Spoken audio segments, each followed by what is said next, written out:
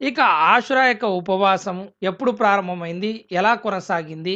ఇప్పుడు ఇంతకీ మనం ఉపవాసం ఉండాలా? వద్దా? అంటే ఆషురా యొక్క ఉపవాసం అనేది ప్రియప్రవక్త సల్లల్లాహు తఆలా వసల్లం గారు ఆయన ప్రవక్త పదవిని ఇంకా ప్రకటించక మునుపే ప్రారంభించారు. అరబ్బులోని ముష్రిక్కులు కూడా ఈ ఉపవాసాన్ని అప్పట్లో పాటించేవారు. ప్రియప్రవక్త సల్లల్లాహు తఆలా వసల్లం గారు ఎంతో శ్రద్ధగా ఈ ఆషురా యొక్క ఉపవాసాన్ని పాటించారు. మదీనాకు హిజ్రత్ చేసిన తర్వాత ప్రియప్రవక్త సల్లల్లాహు తఆలా వసల్లం గారు చెక్ చేసేవాళ్ళు ఆషురా యొక్క ఉపవాసం పాటిస్తున్నారా లేదా సహాబాలు అని చెప్పేసి. అంతా స్ట్రిక్ట్ గా ఈ ఆషురా యొక్క ఉపవాసాన్ని పాటింపజేసేవారు. ఇప్పుడైతే రంజాను నెల యొక్క ఉపవాసాలు ఫర్జ్ అయ్యాయో, ఎప్పుడైతే అల్లాహుతాలా రంజాన్ లో 30 రోజుల ఉపవాసాలని ఫర్జ్ చేశాడో, దాని తర్వాత ప్రియప్రవక్త సల్లల్లాహు తఆలా వసల్లం గారు మీరు కావలిస్తే పాటించండి, లేదంటే లేదు అని చెప్పేసి పలికారు. కాబట్టి ప్రియప్రవక్త సల్లల్లాహు తఆలా వసల్లం గారి యొక్క సహాబాలు వీలున్న వాళ్ళందరూ పాటించేవారు, వీలు లేని వాళ్ళు పాటించేవాళ్ళు కాదు. ఆ తర్వాత మళ్ళీ ఖైబర్ యుద్ధం జరిగిన సమయానికి ఏమైందంటే యూదులు ఈ రోజున అంటే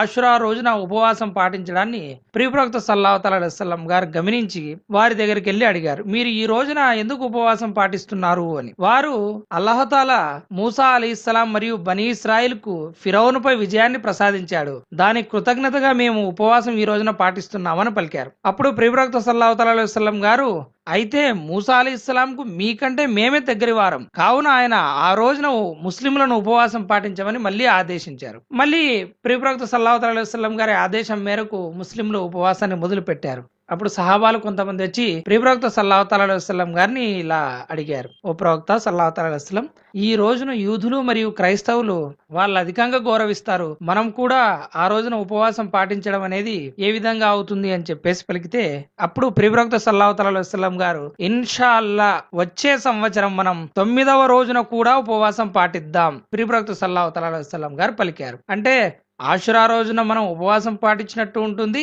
వారి యొక్క కార్యానికి వ్యతిరేకంగా చేసినట్టు 9 మరియు 10వ తారీఖులు ముహర్రం యొక్క 9వ తారీఖున మరియు 10వ తారీఖున ఈ 2 రోజులు కూడా మనం ఆషురా యొక్క ఉపవాసాన్ని పాటిద్దాము ఇన్షా అల్లా అని చెప్పేసి ప్రియప్రవక్త సల్లల్లాహు తఆలా వసల్లం గారు పలికారు. అయితే మరుసటి సంవత్సరం వచ్చే లోపలనే ప్రియప్రవక్త సల్లల్లాహు తఆలా వసల్లం గారు ఇహలోకం వీడడం జరిగింది. ఇక్కడ మనం వారి యొక్క చర్యకు వ్యతిరేకంగా చేయమన్నారు కాబట్టి 10వ తారీఖు అయితే కంపల్సరీగా ఆషురా ఉపవాసం పాటించాలి, అదే రోజే, అది మిస్ చేయడానికి లేదు. ఇక దానికి ఒకటి ఎక్స్ట్రాగా యాడ్ చేసుకోవాలి, అంటే 9 అయినా యాడ్ చేసుకోవచ్చు, 11 అయినా యాడ్ చేసుకోవచ్చు. అంటే 9, 10 ఈ 2 రోజులు ఉపవాసం పెట్టచ్చు, లేదా 10, 11 ఈ 2 రోజులు కూడా ఉపవాసం పెట్టవచ్చు. మీకు ఎలా వీలైతే ఆ విధంగా చేయవచ్చు, పాటించవచ్చు. అల్లాహుతాలా అందరికీ ఆషురా దినం యొక్క ఉపవాసాన్ని పాటించే అనుగ్రహాన్ని కలిగించుగాక. అస్సలాము అలైకుం వరహ్మతుల్లాహి వబరకాతుహు.